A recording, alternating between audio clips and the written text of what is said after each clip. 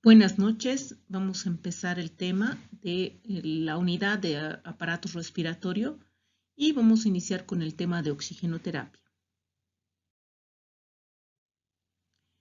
Bueno, vamos a partir definiendo.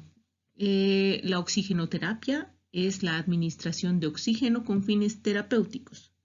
Esto implica administrar oxígeno en concentraciones más elevadas que la que existe en la mezcla de aire que normalmente respiramos, en los aires del ambiente. Recordemos que el oxígeno es un gas incoloro, que no tiene olor, es insípido, que no se disuelve en el agua y representa el 21% del aire que se obtiene del ambiente. ¿Ya? En cualquier aire ambiental, la concentración de oxígeno siempre es fija y representa el 21%.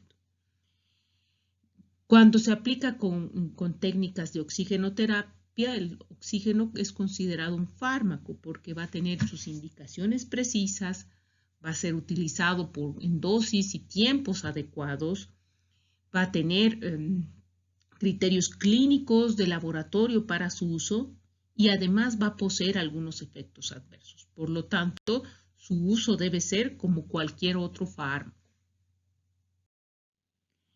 ¿Cuál es el objetivo de la oxigenoterapia? ¿Para qué usamos el oxígeno? En realidad, el principal uso es el tratar la hipoxemia. La hipoxemia se define como la disminución de la presión arterial de oxígeno, disminuye la cantidad de oxígeno en la sangre arterial a menos de 60 miligramos de mercurio y la saturación de hemoglobina en sangre arterial a menos de 93%. Entonces, esto genera que hay una disminución de disponibilidad de oxígeno en los tejidos y eso se define como hipoxemia. ¿Ya? Entonces, el objetivo principal de la oxigenoterapia es tratar la hipoxemia y sus complicaciones. Ya estas complicaciones incluyen, por ejemplo, el incremento del trabajo cardiorrespiratorio y otros síntomas como la irritabilidad, la depresión del sistema nervioso central, la cianosis. Ahora, no solamente implica aplicar oxígeno a mayor concentración que la del ambiente, sino para que la oxigenoterapia pueda ser óptima y podamos hacer un buen manejo de la hipoxemia, tenemos que requerir algunas estrategias adicionales. Una de ellas es que la ventilación pulmonar. La ventilación pulmonar es la llegada de aire hacia los pulmones, el intercambio de aire, el proceso mecánico de intercambio de aire entre los pulmones y el medio ambiente. Entonces necesitamos que esas vías, ese intercambio esté permeable, esté óptimo. Entonces la ventilación pulmonar sea óptima. Otro factor es que la concentración y la saturación de hemoglobina sea también lo más normal posible. La hemoglobina, recordemos que es la sustancia que transporta el oxígeno hacia los tejidos. El oxígeno se fija en la hemoglobina y transporta a través de la sangre a los tejidos y recoge de los tejidos el CO2. Entonces necesitamos una concentración adecuada de la hemoglobina, porque aunque le pongamos oxígeno puro, no vamos a poder lograr una buena repartija de oxígeno en los tejidos si la hemoglobina no es normal. Y por supuesto, quien impulsa la sangre hacia los tejidos es el corazón. Y cada cantidad de sangre que bota el corazón en un minuto se llama gasto cardíaco. Por lo tanto, el gasto cardíaco debe ser también óptimo. Entonces, esas tres estrategias van a ayudar a que mi oxigenoterapia, la aplicación de oxígeno que yo haga, cumpla con los requisitos y sea óptima. Entonces, habíamos dicho que el principal objetivo de la oxigenoterapia es tratar la hipoxemia. Entonces, ¿cuándo ocurre hipoxemia? Esas son las indicaciones de la oxigenoterapia.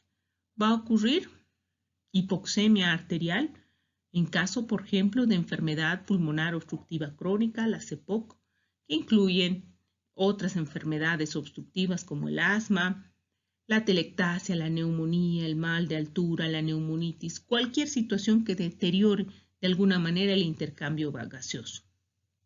Y también se va a usar cuando haya hipoxia aunque no haya una clara reducción de la concentración de oxígeno en la sangre, en situaciones como intoxicación por cianuro, hemoglobinopatías, hipotensión marcada, shock y anemia.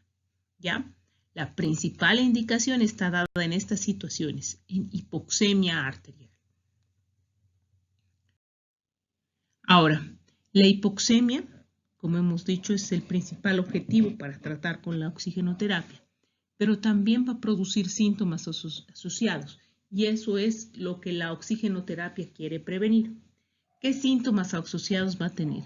Va a depender de la gravedad. Vamos a tener síntomas en todos los órganos. A nivel del sistema nervioso central, si la hipoxemia es leve a moderada, vamos a tener algo de confusión y agitación. Y si es severa, pues puede llegar hasta la obnubilación y el coma. A nivel cardíaco, vamos a tener taquicardia, extrasístoles, hipotensión, alteraciones de la distribución de la sangre. Y si es severa, puede llegar a ser una bradicardia severa e hipotensión. A nivel respiratorio, vamos a tener aumento del trabajo respiratorio, disnea, taquipnea. Y si es severa, la disnea va a ser muy intensa y en algunos casos puede ser bradipnea, respiración lenta, muy profunda. En la sangre, la presión de oxígeno va a estar entre 60 y 80 en el caso de ser leve a moderada, y si es muy severa, menos de 60 milímetros de mercurio. Y la piel también, si es leve, estará fría, pálida, pero si es severa, ya se verá cianosis por la baja cantidad de oxígeno que tiene la sangre. Entonces, el objetivo de la oxigenoterapia también va a ser tratar estos otros síntomas asociados a la hipoxemia.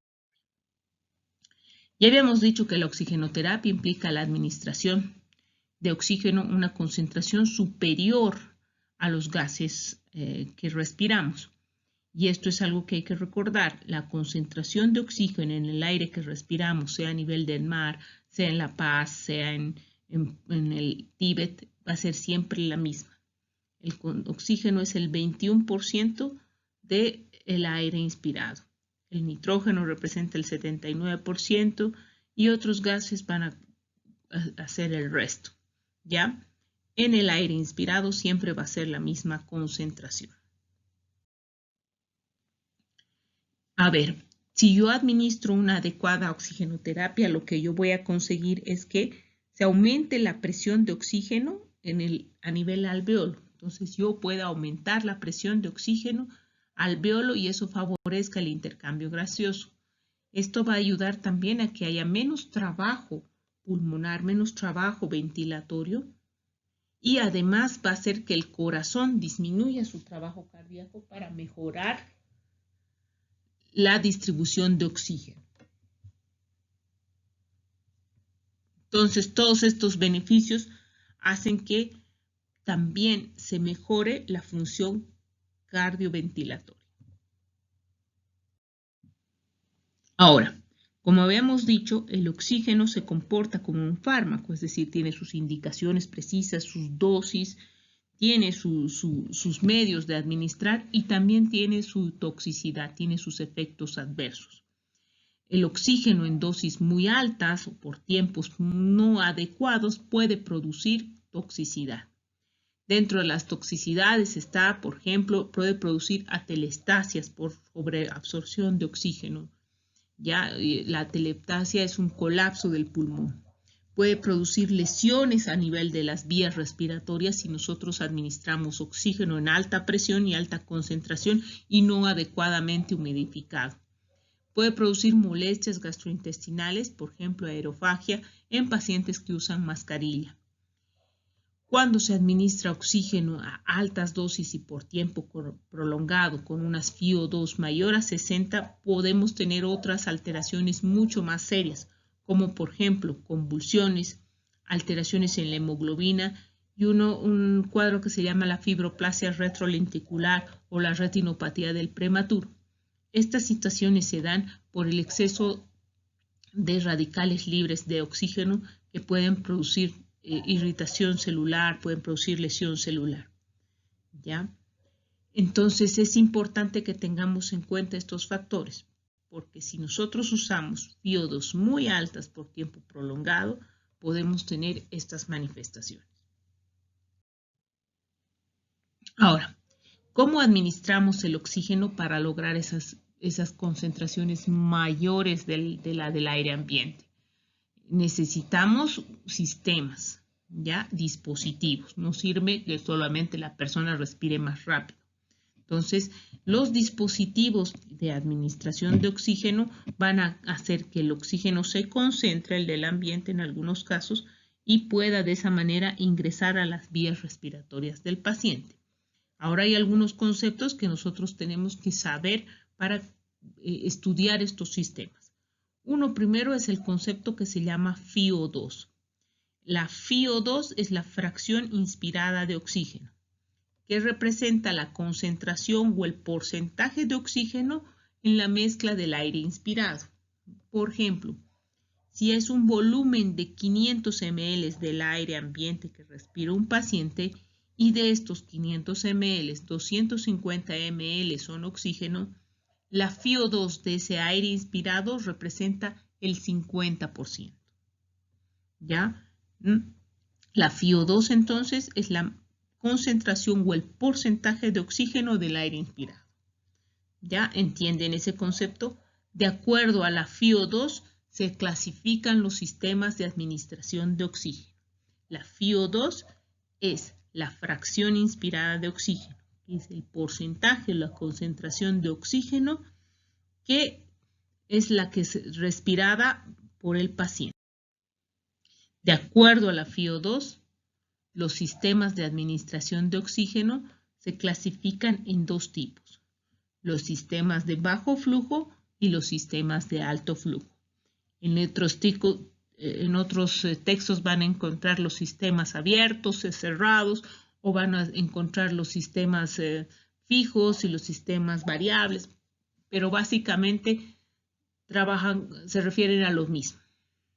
Los sistemas de bajo flujo son aquellos que van a proporcionar FiO2 más baja, y principal característica de estos es que no van a proporcionar la totalidad del gas inspirado. El sistema no lo administra todo, sino parte es tomado del medio ambiente. Cada que el paciente inspira aire dado por el sistema de oxígeno y parte del ambiente. Los sistemas de alto flujo, en cambio, van a administrar FiO2 un poco más alta en concentración, y la principal característica de estos es que el flujo total de gas que suministra el equipo no viene del ambiente. La mezcla de aires ya es hecha en el aparato y el total de gas es administrado por el sistema. El paciente solo respira el gas administrado por el sistema. ¿Ya? Entonces, este sistema de alto flujo es mucho más controlado. Los sistemas de alto flujo pueden ser 4 tipos. Perdón, los de bajo flujo, 4 tipos, y los de alto flujo son también 4 tipos, 5 tipos. Acá, como les decía, hay otra clasificación en base a abiertos y cerrados. Esta no vamos a tomar en cuenta. Vamos a quedarnos con las de bajo flujo y de alto flujo. Las de bajo flujo incluyen las cánulas o puntas nasales. Ya está la mascarilla simple y la mascarilla con reservorio. Las de alto flujo está la mascarilla tipo Venturi, el tubo en T, la campana de oxígeno, la tienda de oxígeno, ya como ejemplos y el junto. Entonces, vamos a empezar a describir los sistemas de bajo flujo. Los sistemas de bajo flujo van a proporcionar una FiO2 variable, que va a ir desde un 21. Muy rara vez controlan hasta 90%. Lo usual es que lleguen de un 21 a un 40%. En estos sistemas de bajo flujo, el paciente tiene que respirar el aire del sistema y parte del ambiente. Por lo tanto, el paciente debe poder respirar por sí mismo. Debe tener un volumen corriente normal un patrón respiratorio normal y ser capaz de cooperar. Ya, porque si el paciente no hace el esfuerzo de respirar aire ambiente, no va a poder funcionar este sistema. Dentro de los sistemas de bajo flujo tenemos estos tres: la cánula nasal, la mascarilla de oxígeno simple y la mascarilla de reservorio, con reservorio que puede ser de reinhalación o de no reinhalación.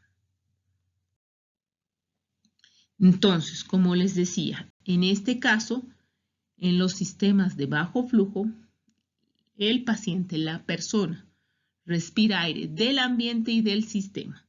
Por lo tanto, necesitamos que la persona tenga una respiración cercana a lo normal, ¿ya? No con demasiada alteración. Necesitamos que tenga un patrón respiratorio consistente, uniforme, un patrón respiratorio regular, que tenga una frecuencia respiratoria menos de 25 respiraciones por minuto. Si es muy rápida, no va a funcionar bien la administración de oxígeno y vamos a necesitar que respire un volumen entre 300 a 700 ml. Si respira menos de esa cantidad, no va a poder usar un sistema de bajo flujo y tendríamos que usar un sistema de alto flujo. ¿Ya? En todos los sistemas de bajo flujo se va a utilizar este humidificador, ya que lo que hace es básicamente un reservorio de agua en el que el oxígeno burbujea y de ahí recién sale hacia la persona para humidificar el oxígeno y evitar las complicaciones de resequedad de las vías respiratorias. Bien, vamos a describir el primer sistema, que son las cánulas nasales, puntas nasales también se llaman. Es un sistema plástico que va a tener, como ven acá, dos puntitas que van a entrar en la punta nasal, en la base de la nariz del paciente. Ya no cubren por completo, dejan un espacio y el otro cabo está conectada al humidificador y a la toma de oxígeno. Entonces, cuando el paciente respira, entra el oxígeno por estos tubos, pero también el aire ambiente a través del orificio nasal y la mezcla de aire ambiente más aire del sistema se hace en las vías respiratorias, en la nariz del paciente para recién ir a los pulmones. ¿Ya? Este es el método más sencillo y cómodo de administrar oxígeno. El paciente tiene que estar consciente, tiene que respirar. Permite que el paciente pueda hablar, permite que el paciente pueda comer y beber.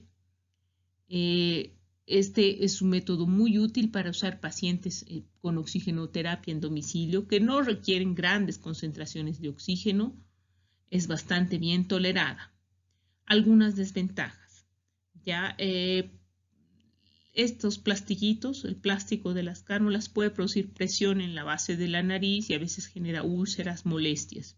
Igualmente en el pabellón auricular puede producir también en algunos casos resequedad de la mucosa y además este sistema no permite grandes flujos de oxígeno. La concentración de oxígeno debe ser máximo de 5 litros y se llegará a una FiO2 aproximadamente de 40. En niños pequeños no más allá de 3 litros y se llega a una FiO2 máxima de 32. No vamos a saber nunca en estos sistemas de bajo flujo y sobre todo en las cánulas la FiO2 exacta, porque como les decía, depende mucho de la respiración del paciente. Se calcula de manera aproximada multiplicando por 4 el flujo de oxígeno administrado y sumar 21. Ya, y más o menos nos va a dar este patrón. Nunca más allá de 5 litros por minuto en un adulto porque produce irritación de las vías y esto puede ser incluso producir úlceras, sangrados. El otro sistema es la mascarilla simple, que es, como ven, una mascarilla, ¿ya? Una mascarilla que cubre la nariz, boca, que está fijada con una liga, con un sistema plástico hacia la oreja y en la base tiene la conexión y la toma de oxígeno. Además, en las partes laterales van a tener unas perforaciones, unos orificios ya perforados que permiten la entrada y la salida del aire. Este sistema es así, lo han tenido que ver. Tiene esto que va a ir a la nariz, esto en la boca, cubre nariz y boca, y en la base está la conexión. Esta es la mascarilla simple, ¿ya? La conexión de oxígeno. El paciente al respirar, respira aire del sistema y aire del ambiente a través de los orificios laterales. Esta mascarilla puede brindar concentración de oxígeno entre 40 y 60. Sirve para trasladar a pacientes en situaciones de urgencia en los que se necesita una administración de FiO2 mayor que la que administra la cánula nasal. Entre sus desventajas, como esto cubre nariz y boca, puede producir sensación de confinamiento. El paciente se tiende a sacar la mascarilla porque siente que la ahoga. No puede toser, no puede expectorar, no puede hablar, no se puede administrar medicamentos. Es incómoda si tuviera lesiones en la cara o alguna quemadura. Y en ocasiones el escape de oxígeno puede producir quemaduras, irritación de los ojos. Entonces, sí es muy útil un sistema de administración también de emergencia, pero tiene esas desventajas. La FiO2 estimada que te da con la mascarilla, como les decía, puede llegar a 60 y la cantidad de oxígeno que se administra más o menos máximo es hasta 8 litros. Más allá de eso tampoco tolera el paciente. Es importante sí mantener un flujo mínimo de 5 litros y máximo de 8. Con 8 llegamos hasta FiO2 de 60. Menos de ese flujo puede producir que se acumule CO2, no circule adecuadamente y van a hacer que el paciente inspire CO2 y no tengamos la FiO2 aproximada que creemos que está dando. El otro tipo de mascarillas son las mascarillas con reservorio. Son mascarillas en que en la base va a tener un reservorio, una bolsa que almacena oxígeno. Hay dos tipos, las que son de reinhalación parcial y las de no reinhalación. Básicamente, como les decía, es una mascarilla simple con una bolsa de reservorio del oxígeno que entra. La función de ese reservorio es almacenar el gas proveniente de la fuente de oxígeno para que pueda lograrse una concentración mayor de oxígeno administrada al paciente. En este reservorio tiene que estar inflado para que se pueda acumular el oxígeno en cantidad suficiente para que el paciente después pueda respirarlo. Para que sea reservorio de no reinhalación o reinhalación parcial, va a tener 3 válvulas.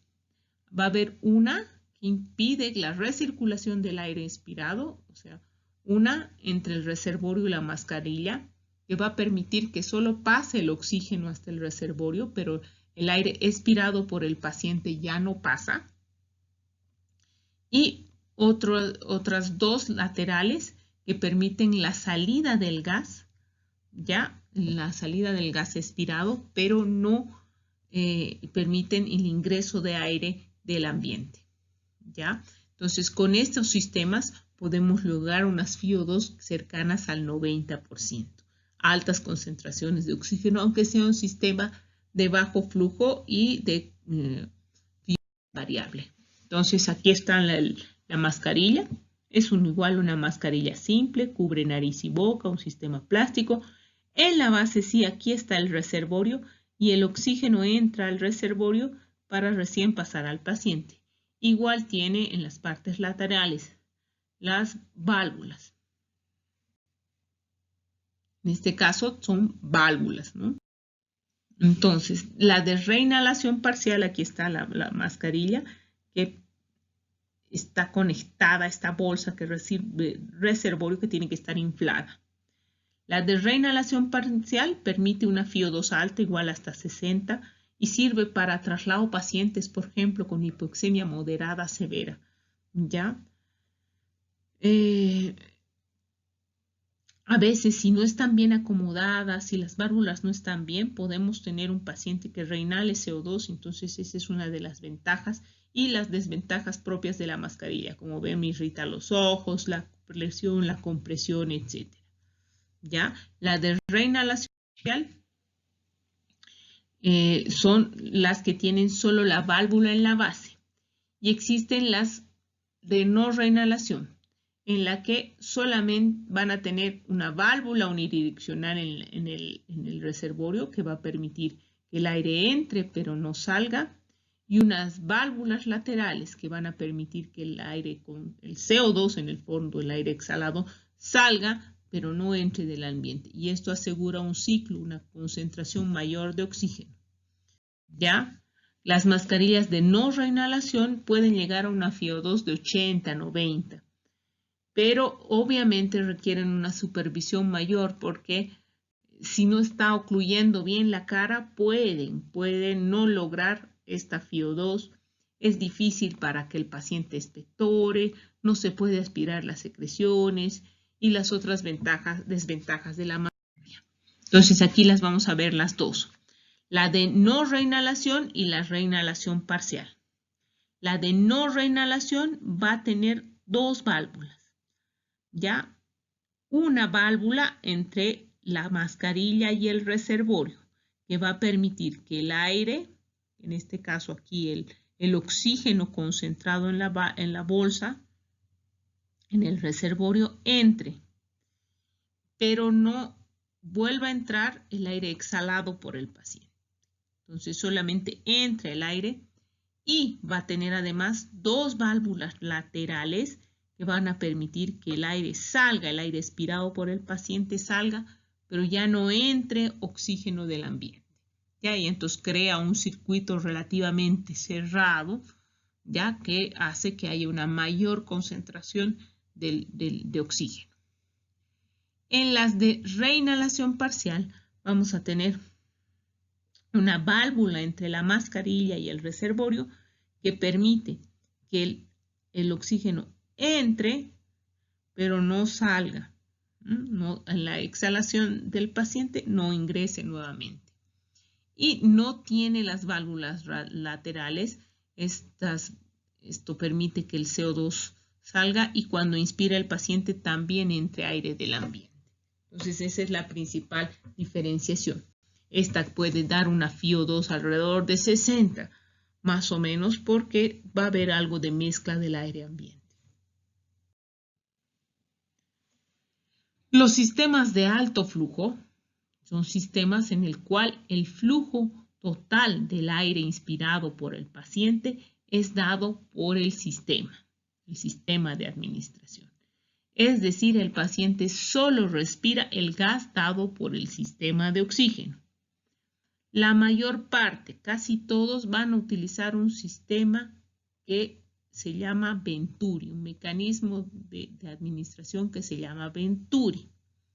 Este sistema Venturi lo que hace es succionar del medio ambiente y lo mezcla con el flujo de oxígeno del flujómetro y permite dar una concentración fija de oxígeno al paciente. Por eso también estos sistemas de alto flujo se llaman de concentración fija. Entonces, las ventajas de este sistema de alto flujo es esta, que proporciona una FiO2, un oxígeno constante y definido. Yo sé exactamente la cantidad de oxígeno que lo estoy dando, con qué FiO2 le estoy dando. Además, yo puedo controlar la temperatura, la humedad y la concentración de oxígeno exacto del paciente. Ya le puedo aumentar la FiO2, le puedo disminuir de acuerdo a mis necesidades. En cambio, en los sistemas de bajo flujo no podía hacer eso, dependía mucho del aire ambiente que respiraba el paciente. Aquí no, yo controlo todo. Yo puedo decir la FiO2 que le administro, la humedad del oxígeno, etc. Dentro de estos tenemos la mascarilla de Venturi, los cascos cefálicos, el HUD, el halo, la bolsa válvula mascarilla de reanimación, que aquí lo sabemos usar como el AMBU, básicamente es como un tubo con bolsa, el tubo en T y la tienda facial. ¿Ya? Entonces, todos estos sistemas van a usar este principio, el principio de Venturi, el sistema de Venturi. ¿En qué consiste el sistema de Venturi? No es más que una fracción, pedazo de plástico, ¿ya? Que va a tener unas ventanitas fijas. Entonces, que por un lado van a recibir el oxígeno del ambiente y a través de esas ventanitas ya se va a succionar aire al ambiente. De acuerdo a las dimensiones de esas ventanitas, de la capacidad de succión que tengan estas ventanas, vamos a tener unas FiO2 determinadas, 35, 40, 50, 70, y la mezcla del oxígeno con el aire ambiente se realiza en el sistema y esa mezcla ya establecida es la que se le brinda al paciente. Entonces, este es el sistema de Venturi. No es más que una pieza, un pedazo de plástico en el cual existe una toma de oxígeno al 100% y una serie de ventanas, de aberturas por el cual el aire ambiente es absorbido y en el sistema se mezcla el oxígeno con el aire ambiental para dar una FiO2 fija, que es la que sale y es la que se lleva al paciente. Ya aquí tenemos otro, ya conectado al sistema de oxígeno. Aquí está la toma de oxígeno y aquí está el sistema que tiene ya variable, 40, 50, 70. Son sistemas plásticos, simplemente reciben la toma de oxígeno y por estas aberturas entra el aire ambiente. Entonces lo mismo, aquí se ve en grande, ¿no es cierto? La toma de oxígeno y recibe por estas tomas el aire ambiente y a través de este tubo corrugado va hacia el paciente. Entonces, dentro de los sistemas de alto flujo, que todos utilizan este sistema de Venturi, vamos a tener la mascarilla con sistema de Venturi o la mascarilla Venturi, en el cual es la misma mascarilla simple, nariz-boca, con una liga fijada que va a tener igual sus aberturas laterales para el intercambio, igual para la salida de CO2 y el intercambio. Y en la base está a veces un tubo corrugado, un sistema de Venturi que va a regular la FiO2 y este sistema conectado a una toma de oxígeno. Entonces, al tener este sistema de Venturi, ya favorece o permite que el paciente respire una FiO2 establecida. Hay distintas formas de administrar esto, ya, pero los elementos siempre son los mismos. La mascarilla de plástico, ya que en su base va a tener la conexión, algunos un tubo corrugado para darle más humedad al aire inspirado y el sistema de Venturi, que como le digo no es más que un pedazo de plástico en el cual hay unas ventanas, unas aberturas por el cual el aire ambiente ingresa, succiona y se mezcla con la toma de oxígeno. Entonces ahí el sistema de Venturi, ya, y la toma de oxígeno con las aberturas de distinto tamaño para dar una FiO2 diferente. En algunos casos es en uno solo o en otras por colores están identificadas los que van a dar una FiO2 de acuerdo al caso, 25, 30, 40, 50, etc. ¿Qué ventajas ofrece frente a la mascarilla simple, por ejemplo? La primera y la más importante es que yo voy a tener una FiO2 definida administrada al paciente. Ya voy a controlar la humedad, voy a controlar la temperatura de mi aire inspirado porque le voy a meter este tubo corrugado y puede servir en pacientes en que no están muy conscientes y requiero una administración de oxígeno, o sea, no colaboran mucho para, por ejemplo, un traslado o requiere un control mejor de la administración de oxígeno. Y como les decía, en algunos casos está identificado por colores y te dan la cantidad de litros por minuto y la FiO2, ¿no es cierto? De acuerdo a los colores de cada sistemita plástico. El tubo T. El tubo T es igual a un sistema de alto flujo, pero en este caso, aquí está el humidificador.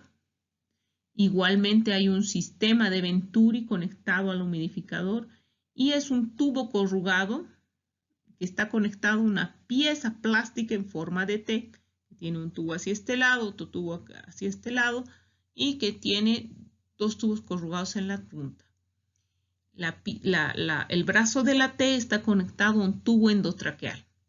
Entonces, el paciente recibe el oxígeno a través del sistema de Venturi, un oxígeno muy humedecido y con temperatura adecuada, y directamente pasa a la vía respiratoria a través del tubo endotraqueal y sale el aire a través de estos sistemas corrugados.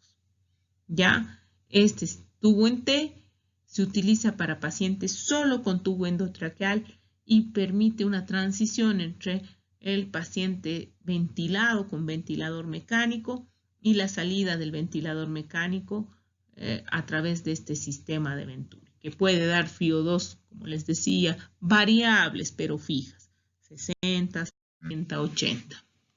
Produce un alto grado de humedad y esa es la ventaja porque como el paciente está intubado, necesitamos un oxígeno muy húmedo. Y aquí está el sistema Venturi. El oxígeno, ya la FiO2 exacta, se introduce al tubo T, que en esa pieza plástica ingresa a través del tubo endotraqueal y el paciente después exhala por el mismo lugar y se elimina por la otra punta del tubo en T. ¿Ya? Entonces, solo se utiliza con pacientes con tubo endotraqueal y eso permite como administración de FiO2 alta y con un oxígeno alto en humedad y regulando la temperatura. La tienda facial es una variante de la máscara facial, de la mascarilla simple y se utiliza para pacientes que, por ejemplo, tienen lesiones en la cara, tienen quemaduras, tienen cirugías y que no se les puede apoyar la mascarilla sobre la cara. Es básicamente una mascarilla, pero que cubre prácticamente toda la cara sin apoyo en la nariz y que en la base igual va a tener un tubo corrugado que después va a ir conectado al sistema Venturi. Ya permite igual la administración de oxígeno con una FiO2 alta pero fija y alta humedad. ¿Ya? Y está indicado para ese tipo de pacientes en los que por lesiones en los ojos o en la cara no se puede apoyar, pero requieren una administración de oxígeno. Después tenemos los sistemas de halo o HUD, que básicamente se utilizan en niños. Son sistemas cerrados en los cuales es una pieza de plástico, un cilindro de plástico en el que el oxígeno entra por la base. Ya es cilíndrico, tiene por lo menos 30 centímetros de alto. En el halo esta parte está abierta, ya, y el oxígeno es circular, circula de manera circular y sale. Y el CO2 generalmente sale por esta base abierta. Igual que en los anteriores, tiene un flujómetro, un humidificador y un sistema Venturi conectado y que permite administrar a lactantes, sobre todo lactantes, unas concentraciones altas de oxígeno de acuerdo al sistema Venturi que utilicemos, con FiO2 fija y humedad alta. ¿Ya? El halo es con esto abierto y el HUD va a tener una tapa que hace que se entre más. ¿Ya? Estos son los halos, como ven. El HUD, perdón, que tiene una tapa acá y hace que el oxígeno se concentre un poco más. La base está libre porque es por donde sale el CO2. Con estos sistemas podemos llegar a una FiO2 de 35-90 si requieren flujos de oxígeno alrededor de 10 litros porque tiene que circular el oxígeno a través de estos cilindros. Algunas desventajas es que, pues como está cubierto para hacer algún procedimiento, evaluación del niño, yo tengo que levantar de estos sistemas y hacen que obviamente la administración de oxígeno no sea constante. Y si le pongo baja cantidad de oxígeno puede retener CO2. Entonces tengo que asegurarme de que tenga un buen flujo de oxígeno. Cuidar también la humedad porque a veces se condensa el agua y puede provocar quemaduras si el agua está muy caliente. El halo, como les decía, que es abierto, ¿ya? Y el HUD que va a tener como una tapa cerrada y solamente 2 orificios para permitir la no sofocación o la no condensación del aire. Bien, eso es en cuanto a sistemas de administración de oxígeno. Ahora vamos a ver un capítulo aparte de lo que es la oxigenoterapia hiperbárica, que es una variante de utilización de oxígeno, que tiene también sus indicaciones precisas. No es como se da que cualquiera puede hacerlo o que tiene, es medicinal y previene enfermedades. No. Tiene, igual que la oxigenoterapia visual, una indicación precisa. ¿Qué es la oxigenoterapia hiperbárica? Es un tipo de terapia igual no invasiva que va a consistir en la administración de oxígeno, pero en este caso se administra a presiones mayores que la atmósfera con fines terapéuticos. Se administra oxígeno al 100% presurizado, por lo menos a 1,4 atmósferas absolutas. Ya normalmente el oxígeno ambiente es una atmósfera, entonces a 1,4 atmósferas. Para eso son estas cámaras especiales que concentran y administran el oxígeno a presión. La oxigenoterapia hiperbárica tiene una serie de otros efectos fisiológicos y que pueden facilitar y pueden ayudar y servir de tratamiento en una serie de enfermedades, pero tienen que ser usadas también con precaución. Hay unas cámaras especiales ya desde hace mucho tiempo, estas son más antiguas y la anterior más moderna, en el cual hacen eso, es concentrar y administrar a altas presiones el oxígeno. Si se administra con las indicaciones precisas y efectos y manos expertas, los efectos adversos son raros. Sin embargo, como en todo, ha dado lugar que en el pasado, y no solamente en el pasado, sino en la actualidad, se utilice la oxigenoterapia hiperbárica para otros fines que no sean precisamente terapéuticos. Por ejemplo, se habla de que Cristiano Ronaldo tiene sesiones de oxigenoterapia para mejorar su trabajo muscular, su capacidad de resistencia, que en realidad no está científicamente comprobado y no hay estudios que avalen eso. En la actualidad hay una sociedad que acepta hasta 3 enfermedades susceptibles de ser tratados con oxígeno hiperbárico y varios están en investigación, siendo los protocolos muy estrictos para la aplicación por la posibilidad de efectos adversos.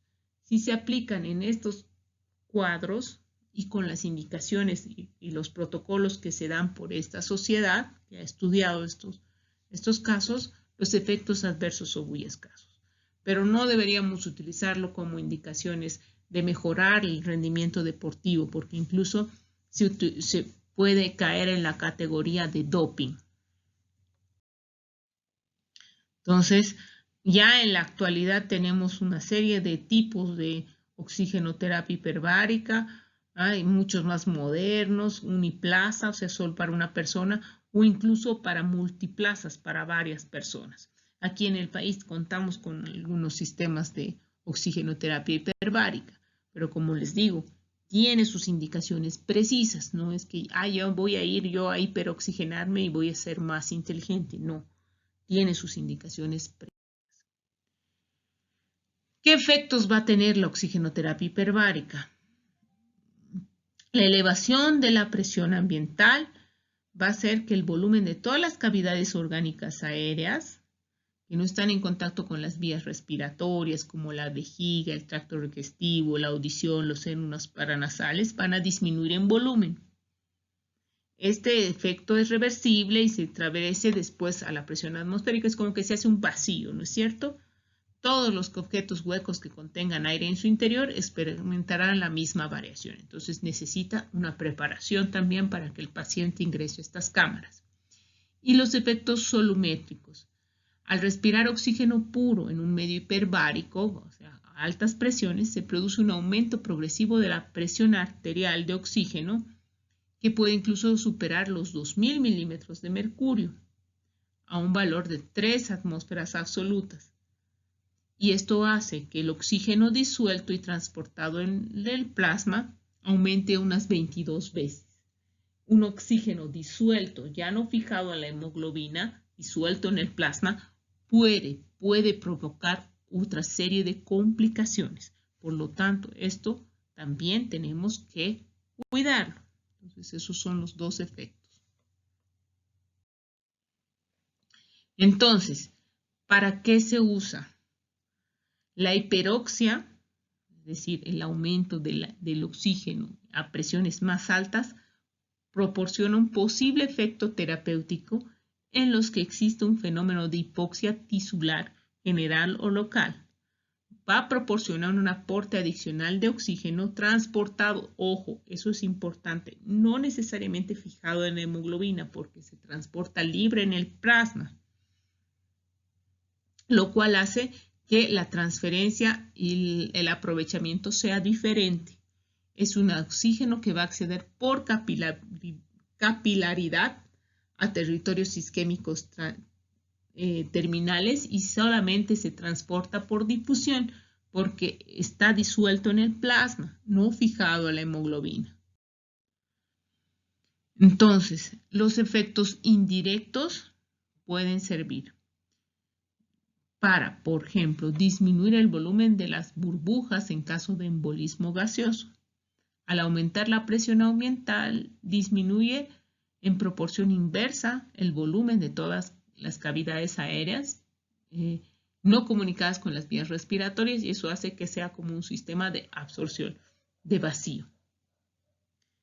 Y otro efecto indirecto sería el efecto que le dicen Robin Hood, que cuando existe un estado de hipoxia local, en una área que no le llega suficiente cantidad de oxígeno, se beneficia de este oxígeno disuelto en el plasma. Podría tener también acción bactericida, por reactivar la capacidad fagocítica, oxígeno dependiente de los granocitos, bloquea la formación de toxinas por bacterias como el Clostridium, que son dependientes de anaerobias, se reproducen en ambientes sin oxígeno, y elimina rápidamente la carboxihemoglobina, que es la hemoglobina fijada con CO2 en caso de intoxicaciones por monóxido de carbono. Entonces, estas son algunas de las indicaciones, las 13 aprobadas por la Sociedad de Medicina de Hiperoxia: el embolismo gaseoso, la intoxicación por monóxido de carbono, la micronecrosis clostridial, o sea, la infección y la contaminación por Clostridium botulinum, el Clostridium, las lesiones por aplastamiento y otras isquemias, las enfermedades por descompresión, estas de los buzos, las heridas con retraso en la cicatrización, anemia por pérdida sanguínea, los abscesos intracraneales, las infecciones en los tejidos blandos, las osteomielitis crónicas, los tejidos dañados por radiaciones, los injertos de piel y colgajos infectados, las quemaduras térmicas. Como ven, las indicaciones a nivel pulmonar son muy pocas. Más que todo está autorizado y está indicado para el uso en infecciones, sobre todo por colonización por bacterias anaerobias o en tejidos con grandes áreas isquémicas que podrían beneficiarse del oxígeno a altas presiones. No está en la lista el mejorar el rendimiento deportivo o en facilitar la resistencia a la altura, que son algunas de las indicaciones dudosas que se utilizan y que son en la actualidad consideradas dopaje. Ahora, como todo, tiene efectos secundarios que pueden ser graves. Entre estos van a producir lesiones barotraumáticas sobre el tímpano. Como les decía, todas las cavidades que tienen oxígeno que no están en la vía respiratoria van a ser como succionadas. Entonces pueden producir, eso se llama barotrauma. En el tímpano, en los senos paranasales, en las cavidades huecas, incluso en los pulmones, si no hay un tratamiento preventivo y una preparación adecuada. Como les decía también, la hiperoxia puede incrementar la formación de antioxidantes enzimáticos que intentan frenar el aumento de radicales libres. Y esto puede generar estrés oxidativo. El oxígeno genera la formación de radicales libres, superóxido, peróxido de hidrógeno, y estos radicales libres van a generar daño celular, daño en las membranas celulares, y esto genera un estrés oxidativo, una muerte neuronal programada, apoptosis y a la larga envejecimiento celular. La severidad de esta toxicidad está relacionada con la cantidad de oxígeno y el tiempo de exposición a presiones altas de oxígeno. Puede producir a nivel pulmonar destrucción, ruptura de capilares endoteliales, de alveolos, puede generar hiperplasia de células alveolares, puede generar edema y hemorragia, alteración del intercambio gaseoso por destrucción alveolar, y esto puede generar una hipoxemia al final y muerte. Ya, aunque le dé presiones altas de oxígeno, puede morirse. El sistema nervioso central puede producir este daño, un estrés oxidativo, un exceso de oxígeno y radicales libres, generar convulsiones, muerte neuronal y la muerte cerebral. Puede producir alteraciones oculares por el mismo fenómeno de estrés oxidativo, anemia. La producción de radicales libres, como les decía, va a hacer que produzca esta toxicidad, y esto va a producir daño, como les decía, en las membranas celulares, y este es un daño a largo plazo.